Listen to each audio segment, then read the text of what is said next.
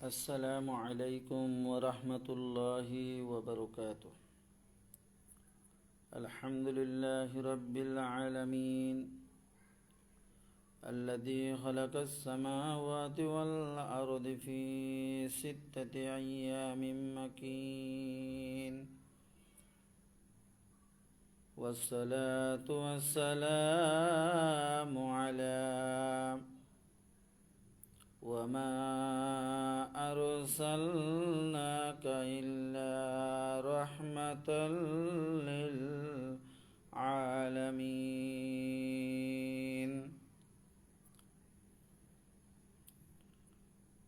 সম্মানিত দর্শকবৃন্দ, আসসালামু আলাইকুম ওয়া রাহমাতুল্লাহি ওয়া বারাকাতুহু।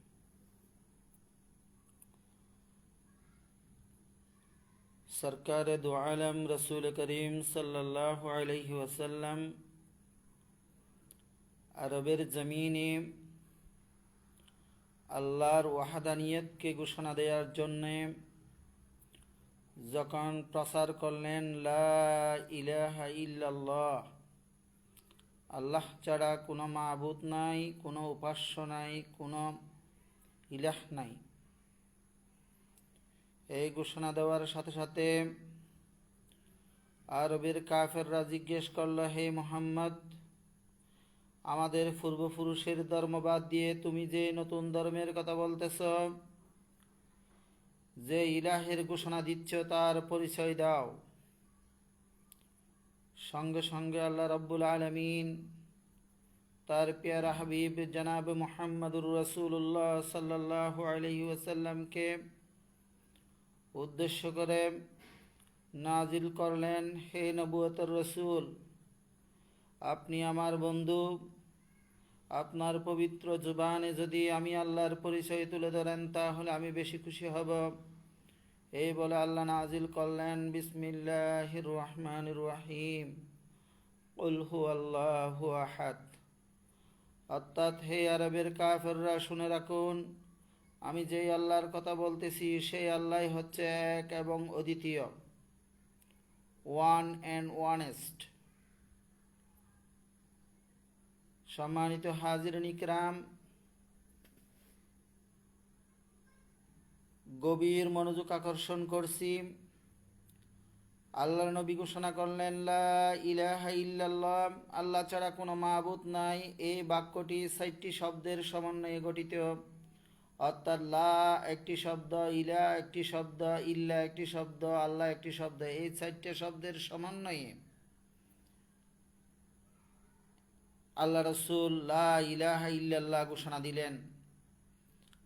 আর আল্লাহ তাআলা তার পেয়ারা হাবিবের এই ঘোষণাকে পুরোপুরি সমর্থন দেওয়ার জন্যে আল্লাহ নাজিল করলেন কি রহস্য দেখেন, কুল হুয়াল্লাহু আহাদ, 4টা শব্দ। কুল একটা শব্দ, হুয়া একটা শব্দ, আল্লাহ একটি শব্দ এবং আহাদ একটি শব্দ। এই 4টি শব্দ দিয়ে আল্লাহ রব্বুল আলামিন তার রসুল হাকিম সাল্লাল্লাহু আলাইহি ওয়াসাল্লামের ঘোষণাকে পুরোপুরিভাবে সমর্থন দিলেন। সম্মানিত দর্শকবৃন্দ, এখানে লক্ষ্য করা যায় ইসিমের আগে জমিরের প্রয়োজন হয় না। এখানে হুয়া জমিরটি এসেছে আল্লাহ রব্বুল আলামিনের শান, মান, ইজ্জত, কুদরত বোঝানোর জন্য। এটা হলো জমিরে শান, আর এটা এই জন্যই ব্যবহার করা হয়েছে। আল্লাহ রাব্বুল আলামিন এই জন্য ব্যবহার করেছেন তার রসুলের এই যে 4টি শব্দের সমন্বয়ে বাক্যকে পরিপূর্ণভাবে সমর্থন দেওয়ার জন্য। এখানে আশ্চর্যের বিষয় হচ্ছে, লা ইলাহা ইল্লাল্লাহর মধ্যে অক্ষর রয়েছে 12টি, কুল হুয়াল্লাহু আহাদের মধ্যেও অক্ষর রয়েছে 12টি। কেন অক্ষর 12টি হলো? এটাই হচ্ছে আল্লাহ এবং তার হাবিবের, অর্থাৎ হাবিব এবং মাহবুবের মধ্যে একটি গভীর বন্ধুত্ব, গোপন রহস্য। শুধু তাই নয়, আল্লাহ রব্বুল আলামিন তার হাবিবের এই 4টি শব্দের সমন্বয়ে বাক্যকে সমর্থন দেওয়ার জন্যে তার ওয়াহদানিয়াত সম্বলিত এই সূরা ইখলাসও নাজিল করলেন 60টি আয়াত দিয়ে। অর্থাৎ এই সূরা হচ্ছে পরিপূর্ণ, এই সূরাটি হচ্ছে আল্লাহর পরিচয় সম্বলিত সূরা। এখানে 60টি আয়াত দিয়েও এই 60টি শব্দকে আল্লাহ পুরোপুরি সমর্থন জানালেন। যাই হোক, আল্লাহর নবী যখন বললেন কুল হুয়াল্লাহু আহাদ, হে আরবের কাফেররা শুনে রাখুন, আমি যেই আল্লাহর কথা বলতেছি সেই আল্লাহ হচ্ছে এক এবং অদ্বিতীয়। কাফেররা বলা বলি শুরু করলো, আসলেই তো আমরা এতদিন ধরে যে বলে আসতেছি মোহাম্মদ যে পাগল হয়ে গেছে, আসলেই কথা তো সত্য প্রমাণিত হলো। কারণ আমরা এই পৃথিবীতে 3টি সাইট বা তার চেয়েও বেশি মূর্তি দেব দেবীর পূজা অর্চনা করে পৃথিবীতে শান্তিতে নাই। আর এই মোহাম্মদ নিয়ে এসেছে শুধুমাত্র একটি খুদার আহ্বান। একজনে কী বা আর করতে পারে? কারণ একজনের পক্ষে সব কিছু করা সম্ভব নয়। সঙ্গে সঙ্গে আমার রসুল বললেন আল্লাহুস সামাদ, আমার আল্লাহ একজন ঠিক, কিন্তু কারো ধারণা কারো মুখাপেক্ষী নয়। আরবের কাফেররা বলল, আরে কারো ধারণা, তাহলে হয়তো তার ছেলে মেয়ে বেশি, তার পরিবার পরিজন বেশি, কারণ একজনে কোনো কিছু করতে পারে না। সঙ্গে সঙ্গে আমার রসুল বললেন লাম ইয়ালিদ ওয়া লাম ইউলাদ, আমার আল্লাহ কারো কাছ থেকে হয় নাই এবং আমার আল্লাহর কাছ থেকেও কেহ হয় নাই। তাহলে আল্লাহ কারো কাছ থেকেও জন্ম নেন নাই এবং আল্লাহর কাছ থেকেও কেহ জন্ম নেননি। সম্মানিত দর্শকবৃন্দ, এখানে রয়েছে এক গোপন রহস্য। এখানে লাম ইয়ালিদ ওয়ালাম ইউলাদের লাম ইয়ালিদ এই গুড়া পরিপূর্ণ সূরার মধ্যে শুধুমাত্র জের রয়েছে একটি, জের, অর্থাৎ জবর জের ফেশের মধ্যে বা জজম, যেই আমরা চিহ্নগুলো আমরা ব্যবহার করি আরবিতে, এই সূরা পরিপূর্ণ সূরার মধ্যে শুধুমাত্র জের রয়েছে একটি। কেন? জার্মানি বাদ দিয়ে দেওয়া। এই লামের নিচে লাম ইয়ালিদের লামের নিচে জেরটির মাধ্যমে আল্লাহ রাব্বুল আলামিন বর্তমান বিজ্ঞানকেও হার মানাচ্ছেন। বর্তমান বিজ্ঞান অনুযায়ী মানব সৃষ্টির রহস্যের মধ্যে রয়েছে 23 জোড়া ক্রোমোজোম। এই লাম ইয়ালিদের লামের নিচে জের দিয়ে আল্লাহ বোঝাতে চাচ্ছেন, আমি আল্লাহ তোমাদের মানুষের মতো কারো থেকে জন্ম নেইনি এবং আমার কাছ থেকেও কেহ জন্ম নেয় নাই। কীভাবে? লাম ইয়ালিদের এই লামের জের দিয়ে বাদ দিয়ে দেওয়া হলো। লামের আগেও রয়েছে 23টি অক্ষর এবং লামের পরেও রয়েছে 23টি অক্ষর। 23 হচ্ছে 46, অর্থাৎ 23 জোড়া। এই যে ক্রোমোজোম, যেটা মানব সৃষ্টি, সুতরাং এটা থেকে আল্লাহ বাদ, আল্লাহর সাথে কারো কোনো ধরনের মিল নাই, কোনো ধরনের সম্পৃক্ততা নাই, কোনো দিক দিয়ে আল্লাহ রাব্বুল আলামিনের সাথে কারো সাদৃশ্যতা নাই। সেই জন্য আল্লাহ বললেন ওয়ালাম ইয়াকুন লাহু কুফুয়ান আহাদ, অর্থাৎ আমার জাত সিফাত কোনো দিক দিয়ে কেহ কোনোভাবেই আমার সমকক্ষ নয়। সম্মানিত দর্শকবৃন্দ, এখানে একটা বিষয় উল্লেখ না করলে নয়, আমাদের রাসূল করিম সাল্লাল্লাহু আলাইহি ওয়াসাল্লাম হচ্ছে নূরুন নবী, অর্থাৎ তিনি হলেন নূরের তৈরি। কিন্তু আমরা অনেকেই বলে ফেলি তিনি আল্লাহর নূর থেকে সৃষ্টি, খলাকাল্লাহু নূরি মিন নূরিল্লাহ। কিন্তু এই আয়াতের মাধ্যমে এই কথাটি প্রমাণিত হলো, আল্লাহর নূর থেকে আল্লাহর নবীকে সৃষ্টি করা হয়নি। আল্লাহর নবী হচ্ছে বিশেষ নূরের তৈরি, কারণ আল্লাহর জাত এবং সিফাতের দিক দিয়ে কারোর সাথে কোনো ধরনের মিল নেই, সমকক্ষতা নাই। যখন লাম ইয়ালিদ ওয়া লাম ইউলাদ ওয়া লাম ইয়াকুন লাহু কুফুয়ান আহাদ, যখন বলল আমার আল্লাহর কারো থেকে জন্ম নেই নাই এবং আমার আল্লাহর কাছ থেকেও কেহ জন্ম নেন নাই, তখন কাফেরদের মধ্যে একটা চিন্তার উদ্রেক হয়ে গেল।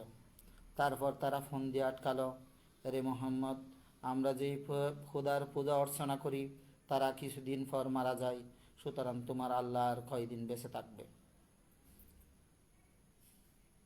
সঙ্গে সঙ্গে আমার রসুল বললেন, বিসমিল্লাহির রহমানির রহিম, আল্লাহু লা ইলাহা ইল্লা হুয়াল হাইয়ুল কাইয়্যুম। আল্লাহু লা ইলাহা ইল্লা হুয়াল হাইয়ুল কাইয়্যুম হচ্ছে, আমি যেই আল্লাহর ঘোষণা দিচ্ছি সেই আল্লাহ হচ্ছে চিরঞ্জীব এবং চিরস্থায়ী। তার প্রমাণ আমরা একটি শব্দ বিশ্লেষণ করলে পেয়ে যাই। আমরা যারা ও মাই গড বলি, আল্লাহকে গড বলা যাবে না, কারণ এই শব্দটার স্ত্রীলিঙ্গ রয়েছে, আল্লাহর কোনো স্ত্রী নেই, যেটা ইতিমধ্যে লাম ইয়ালিদ ওয়া লাম ইউলাদের ব্যাখ্যার মাধ্যমে অর্থের মাধ্যমে আমরা জানতে পেরেছি।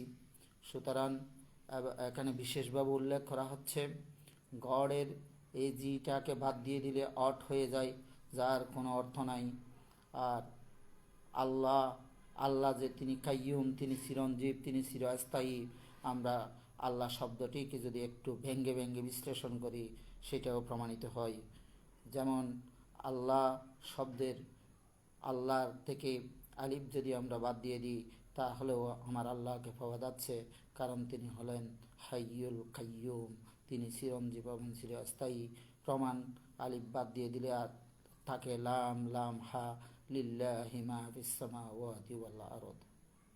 শুধু তাই নয়, আলিফও বাদ দিলাম, লামও বাদ দিলাম, আর শুধু থাকে লাম আর হা, তখনও আল্লাহকে পাওয়া যাচ্ছে লাহুল মুলকু ওয়া লাহুল হামদ ওয়া হুয়া আলা কুল্লি শাইইন কাদির। আলিফ লাম এই সবগুলো বাদ দিয়ে শুধু যদি হা রেখে দিই তাও আল্লাহকে পাওয়া যাচ্ছে হুয়াল্লাহুল্লাযী লা ইলাহা ইল্লা হুয়াল হাইয়ুল কাইয়্যুম। তাহলে বোঝা গেল আল্লাহ রাব্বুল আলামিন হচ্ছে চিরস্থায়ী, চিরঞ্জীব, তিনি অবিনশ্বর এবং তিনি সমস্ত ধরনের রূপমুগ্ধ এবং তন্দ্রা এবং নিদ্রামুগ্ধ। সম্মানিত দর্শকবৃন্দ, আজকে যে আলোচনা আমি করেছি এখান থেকে শিক্ষণীয় বিষয় হচ্ছে, বিজ্ঞানের সাথে কোরআনের পরিপূর্ণ মিল রয়েছে। শুধু বিজ্ঞান, এই বিজ্ঞান যদি আমরা পবিত্র কোরআন হাকিমকে খুব গভীরভাবে বিশ্লেষণ করি তাহলে বিজ্ঞানও হার মানবে এই কোরআনের নিকট। সুতরাং the Quran is a complete code of life, যে আমরা ঘোষণা দিই, the Quran is not a religious book only but also it is a book of science. এটা একটা বিজ্ঞানের বইও বটে, এটি ইতিহাসের বই বটে, এটা জীববিজ্ঞানের বই বটে, এটা আপনার রসায়নের বা পদার্থবিজ্ঞানের বই কিতাবও বটে। সুতরাং আমরা এই মিলাদুন্নবীর মাসে বিশেষ করে আল্লাহ এবং রাসূলের রেজামন্দি হাসিলের জন্য আল্লাহ এবং রাসূলের গোপন রহস্য অনুধাবনপূর্বক বেশি বেশি দরুদ এবং সালাম পাঠের মাধ্যমে এই মাসটিকে উদযাপিত করব, এই আশা ব্যক্ত করে আমি আজকের এই সংক্ষিপ্ত আলোচনা এখানে শেষ করলাম।